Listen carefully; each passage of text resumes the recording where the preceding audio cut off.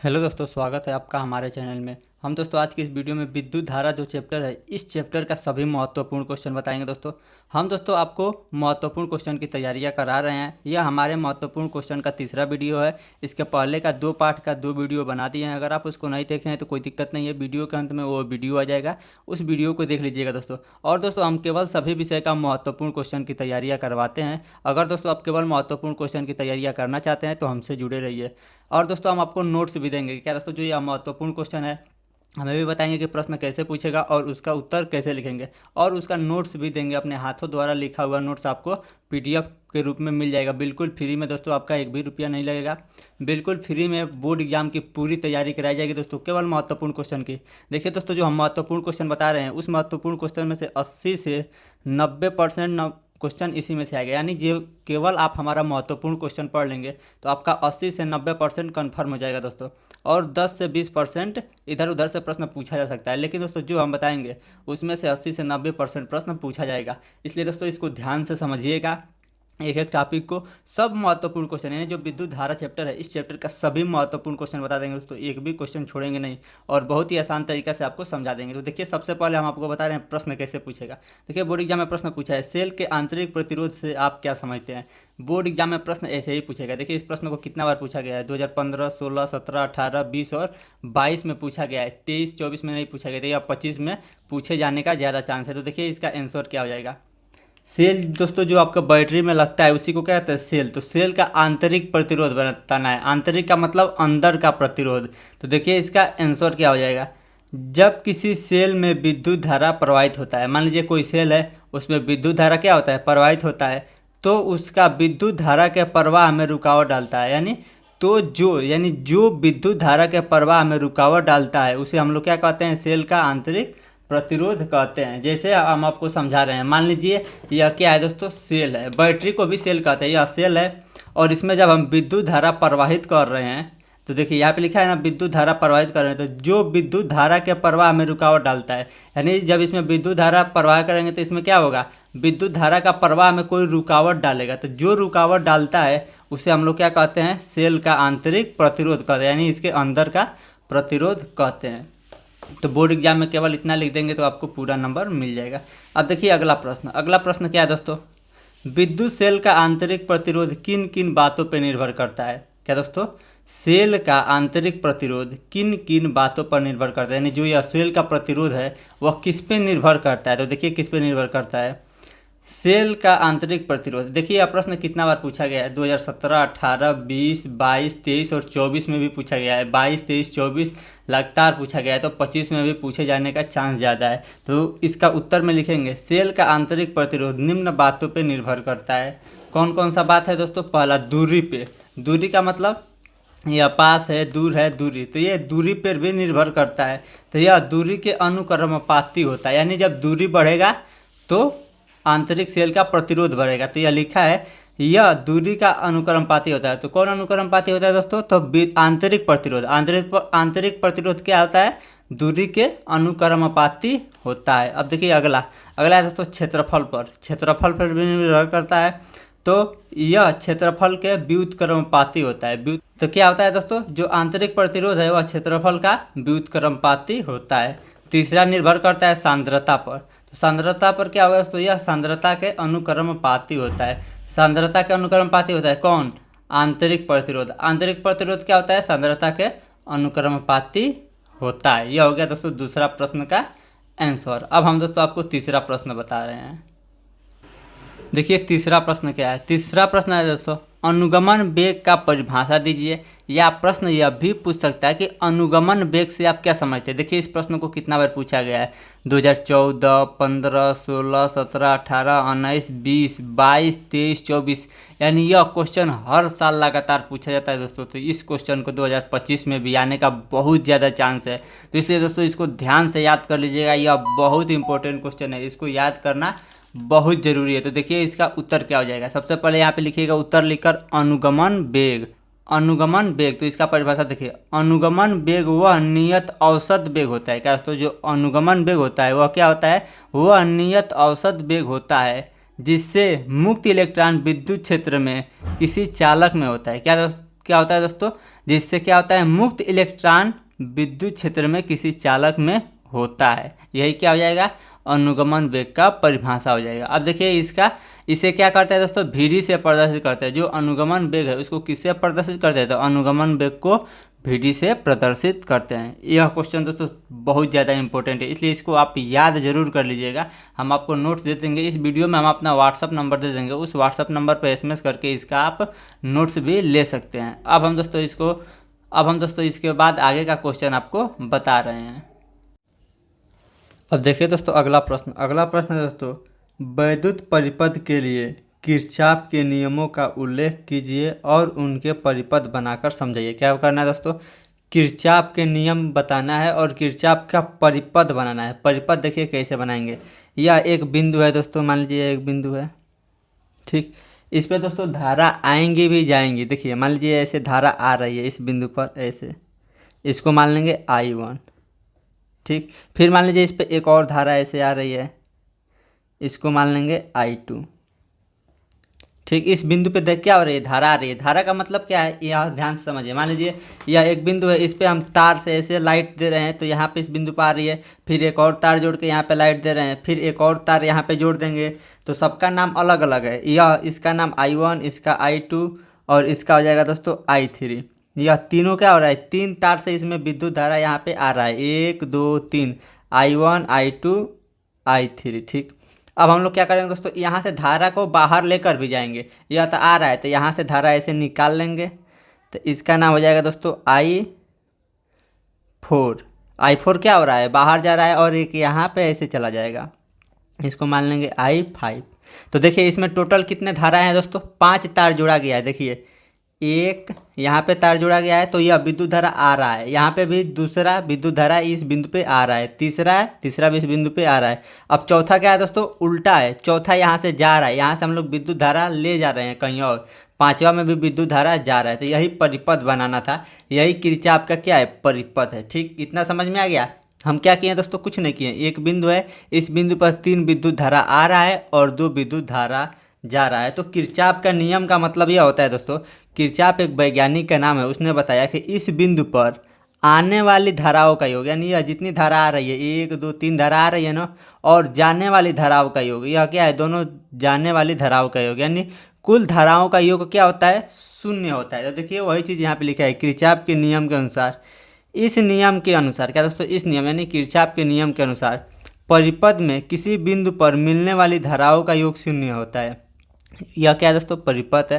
परिपथ में जो यह बिंदु है, इस बिंदु पर मिलने वाली धाराओं यानी टोटल धाराओं का योग क्या हो जाएगी, 0 हो जाएगी। और देखिए यहाँ पे हम धाराओं को जोड़ रहे हैं। देखिए पहले I1 धारा है, I1, ठीक।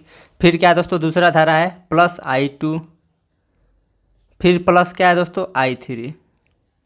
यह तीनों धारा क्या हो रही है, आ रही है।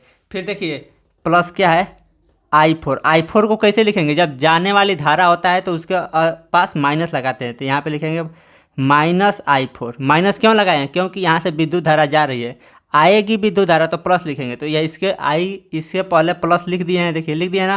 प्लस लिखे या ना लिखे कोई फर्क नहीं पड़ेगा। जैसे मान लीजिए I है, तो I के पहले कुछ नहीं है तो क्या है, प्लस ऑलरेडी है। माइनस रहता है तो लिखते हैं, तो यहाँ पे भी प्लस है, इसके पहले भी प्लस है, इसके भी पहले प्लस है, तो प्लस को नहीं लिखे हैं। लेकिन I4 जा रहा है तो माइनस है, तो माइनस को लिखना जरूरी है। फिर क्या करेंगे, प्लस कोष्टक में एक और धारा क्या जा रही है, तो इसको भी माइनस में I5 लिखेंगे। और इसका टोटल का योग क्या होता है दोस्तों, 0 होता है। यह समझ में आया है ना। देखिए I1 इन तीनों आ रहा है, तो तीनों को प्लस प्लस करके प्लस लिख दिए। फिर क्या करेंगे, जो जा रहा है उसको भी जोड़ेंगे, लेकिन जब जाएगा तो चिन्ह क्या हो जाएगा, माइनस होगा। तो इसको अब क्या लिख सकते हैं, I1 plus I2 plus I3, यह तीनों को उतार दिए। अब देखिए माइनस यहाँ पे क्या है, प्लस है, और यहाँ पे माइनस है, तो माइनस का प्लस में गुणा होगा तो क्या हो जाएगा, -I4।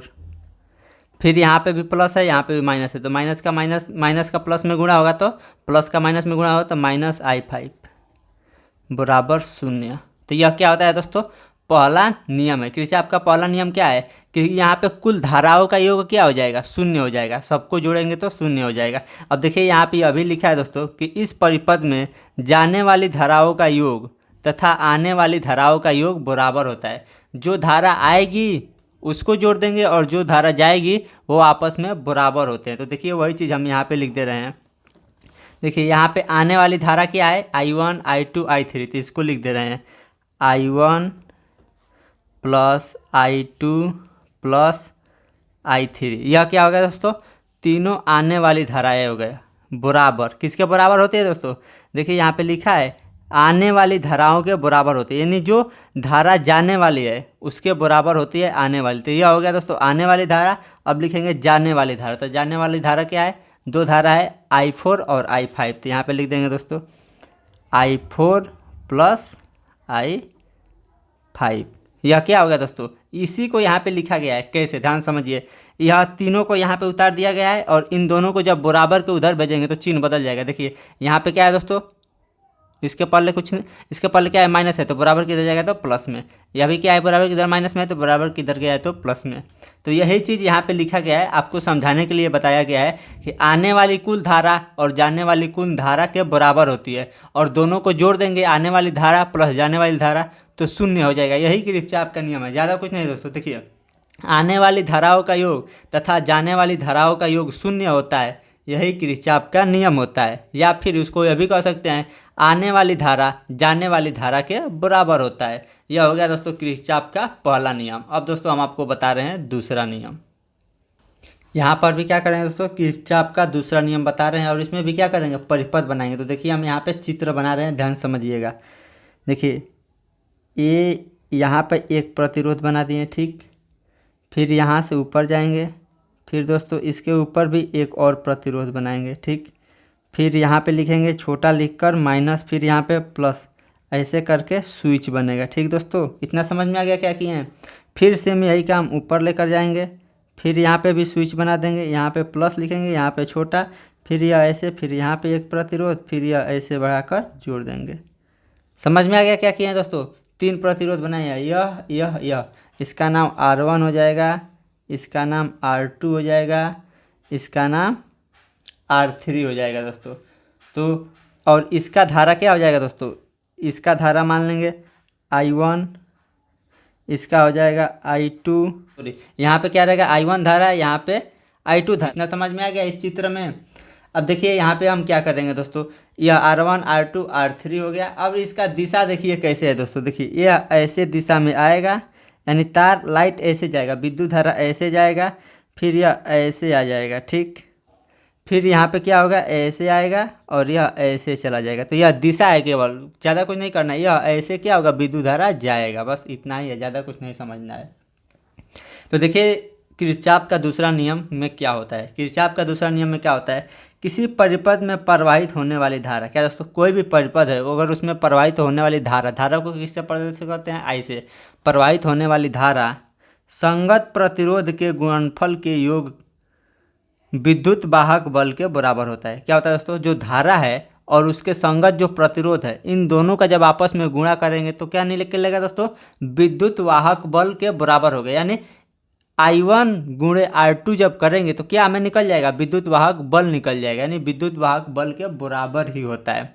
तो इस नियम के अनुसार हम लोग क्या लिखेंगे दोस्तों, और इसको क्या मान लेंगे दोस्तों, इस बिंदु को मान लेंगे A और इस बिंदु को मान लेंगे B, यानी परिपथ क्या है, AB। परिपथ इसी को क्या कहते हैं, परिपथ। तो परिपथ क्या है दोस्तों, AB। तो यहाँ पे लिखेंगे परिपथ AB में, परिपथ AB में।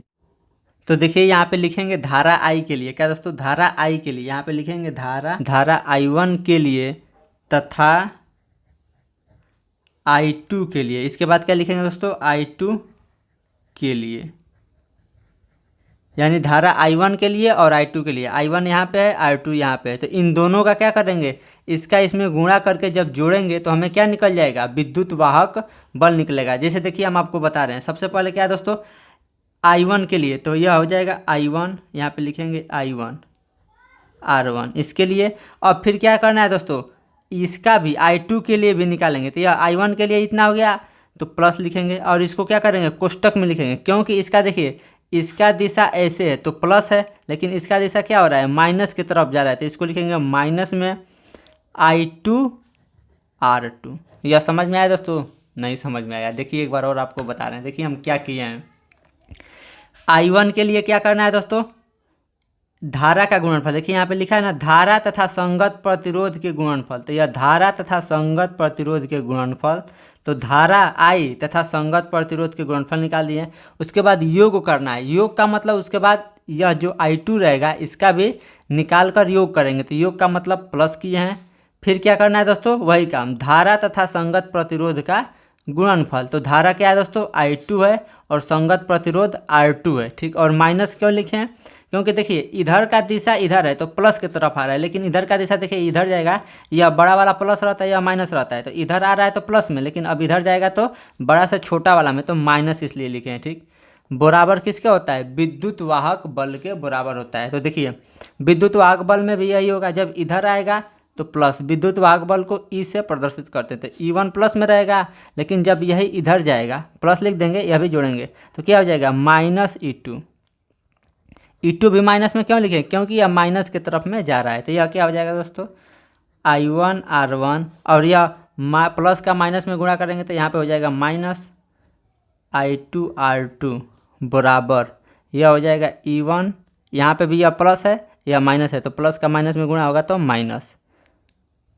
यही सिद्ध करना था और यही सिद्ध हो गया। यही हो गया किरचॉफ का दूसरा नियम। तो इसको दोस्तों आप अच्छे से समझ लीजिएगा, अच्छे से याद कर लीजिएगा। अब हम लोग दोस्तों अगला प्रश्न आपको बता रहे हैं। दोस्तों यह लास्ट प्रश्न है और बहुत सबसे महत्वपूर्ण का या बहुत महत्वपूर्ण के, देखिए यह प्रश्न 2014, 15, 17, 18, 19, 20, 22, 23, 24 में पूछा गया था। यह क्वेश्चन बोर्ड एग्जाम के लिए बहुत महत्वपूर्ण होने वाला है दोस्तों। देखिए प्रश्न क्या है, व्हीटस्टोन सेतु का परिपथ आरेख खींचिए। क्या करना है दोस्तों, व्हीटस्टोन सेतु का परिपथ आरेख खींचना है तथा संतुलन के लिए प्रतिबंध का व्यंजक प्राप्त करना है। तो सबसे पहले क्या करेंगे दोस्तों, आरेख बनाएंगे यानी चित्र बनाएंगे। तो देखिए सबसे पहले चित्र बनाने के लिए क्या करेंगे, यहाँ पे आप 4 बिंदु ले लीजिएगा, एक यहाँ पे, एक यहाँ पे, एक यहाँ पे और एक यहाँ पे, ठीक। इतना समझ में आ गया।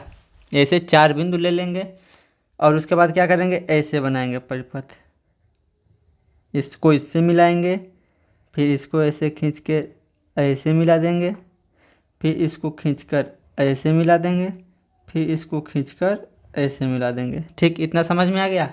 उसके बाद क्या करेंगे दोस्तों, इस बिंदु को यहाँ से 2 तार लाएंगे, यानी चित्र बनाना है तो 2 ऐसे तार ले जाएंगे इस बिंदु से, ठीक। और यहाँ पे एक सेल से जोड़ देंगे, तो इसका प्रतीक होता है सेल से जोड़ने का ऐसे, इसका मतलब सेल से जोड़ा गया। और यहाँ पे एक कुंजी लगा देंगे, के लिख देंगे, कुंजी यानी स्विच होता है। इसको लगाए या ना लगाए ज़्यादा ज़रूरी नहीं है, लेकिन आप लगा दीजिएगा तो अच्छा दिखेगा, ज़्यादा नंबर मिलेगा, ठीक। इतना हो गया। फिर यहाँ से एक ऐसे खींचकर और इसमें बीच में जी लिख दीजिएगा ऐसे, यानी इसको मीटर बोलते हैं। यह क्या है, मीटर हो गया। यह के यानी कुछ स्विच हो गया, जब लाइट काटते हैं बंद करते हैं वो स्विच यहाँ पे हो गया। इतना समझ में आ गया। फिर दोस्तों इसको ABCD मान लेंगे, इसको मान लेंगे A, इसको मान लेंगे B, इसको मान लेंगे C, इसको मान लेंगे D। इतना समझ में आ गया। अब इस प्रतिरोध को मानेंगे, इस प्रतिरोध को क्या मानेंगे दोस्तों, इसको मान लेंगे R1, इसको मान लेंगे R2, इसको मान लेंगे R3 और इसको मान लेंगे R4। यह क्या हो गया दोस्तों, सभी प्रतिरोध को मान लिए। यह चित्र समझ में आ गया ना दोस्तों। यह क्या है, 1 2 3 4 प्रतिरोध बना दिए हैं और इसको ABCD मान लिए हैं। अब देखिए यहाँ पे क्या लिखेंगे, चित्रानुसार। यहाँ पे क्या लिख देंगे दोस्तों, चित्रानुसार।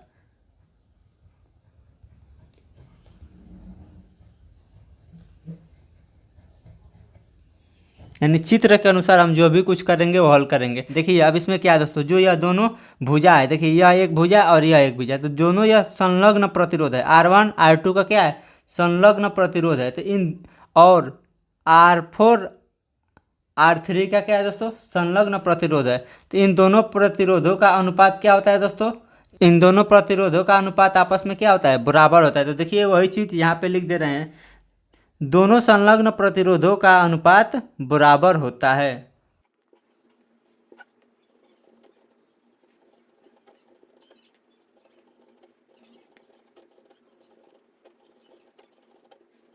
देखिए यहाँ पे लिख दिया दोस्तों, दोनों संलग्न भुजा। यह दोनों क्या है दोस्तों? संलग्न भुजा। देखिए यह और यह संलग्न भुजा है, तो इसमें लगे प्रतिरोधों का अनुपात क्या होता है? बराबर होता है। यह दोनों संलग्न भुजा हो जाएगा और यह दोनों आपस में संलग्न भुजा होगा। तो देखिए दोनों का प्रतिरोधों का अनुपात क्या हो जाएगा? यह दोनों एक साथ है तो इसका अनुपात का मतलब होता है बट्टा, यानी इसको क्या लिखेंगे दोस्तों? अर्थात में इसका अर्थ हो जाएगा, यानी इसका मतलब क्या हो जाएगा? यहाँ पे लिखेंगे अर्थात।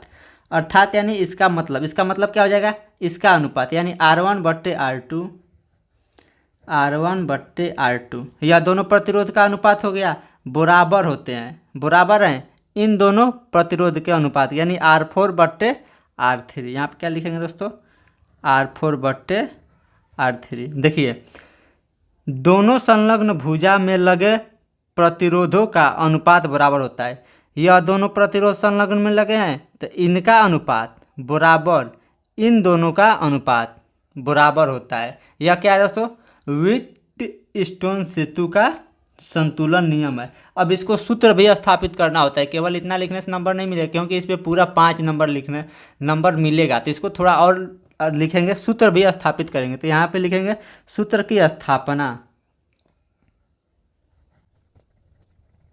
उसके बाद क्या है दोस्तों? सूत्र की स्थापना। क्या लिख देंगे? सूत्र की स्थापना। तो सूत्र की स्थापना कैसे करेंगे?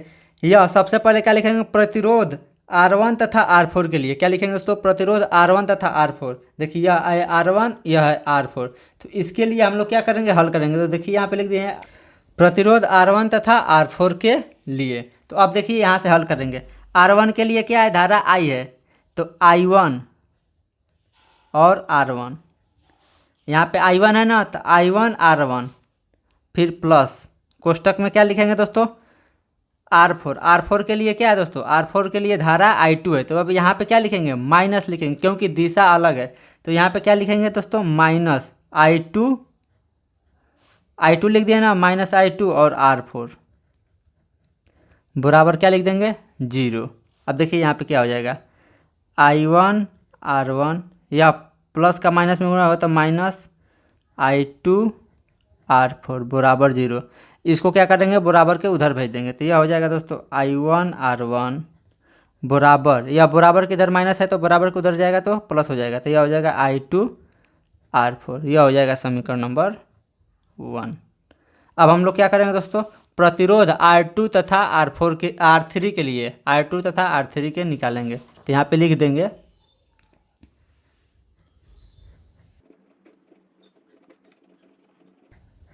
देखिए यहाँ पे लिख दिए प्रतिरोध R2, यानी यह हो गया R2 तथा R3 के लिए। तो यहाँ पे क्या हो जाएगा दोस्तों? R2 के पास धारा I1 है और R3 के पास धारा I2 है, तो वही चीज़ जो सेम ऊपर की है यहाँ पे लिख देंगे I1 R2। देखिए R2 के पास क्या है? I3 है ना, R2 के पास क्या है?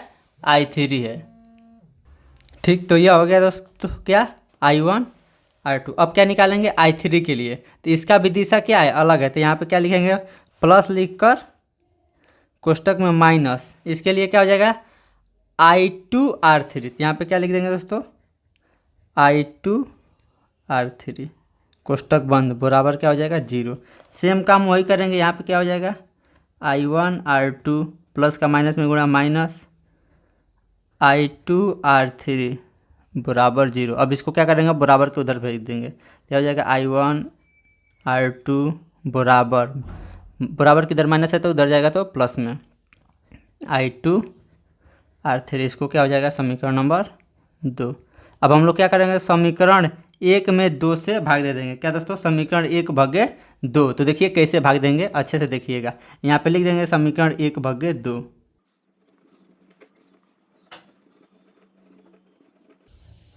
तो यहाँ पे लिख दिए समीकरण 1 में 2 से भाग देने के बाद सबसे पहले समीकरण 1 लिखेंगे। समीकरण 1 क्या है दोस्तों?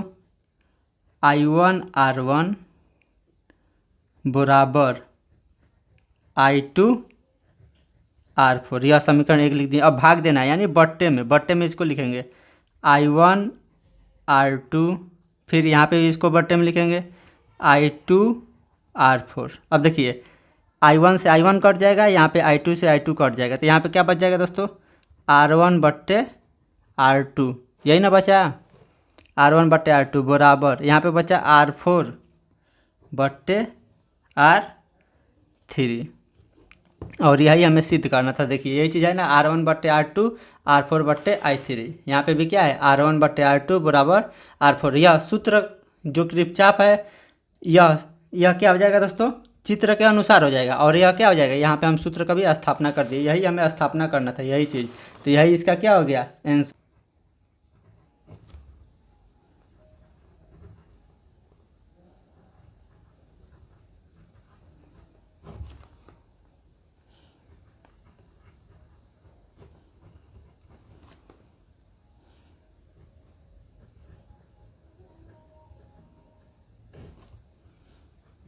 तो देखिए वही चीज़ यहाँ पे लिख दी, यही व्हीटस्टोन सेतु का सिद्धांत है।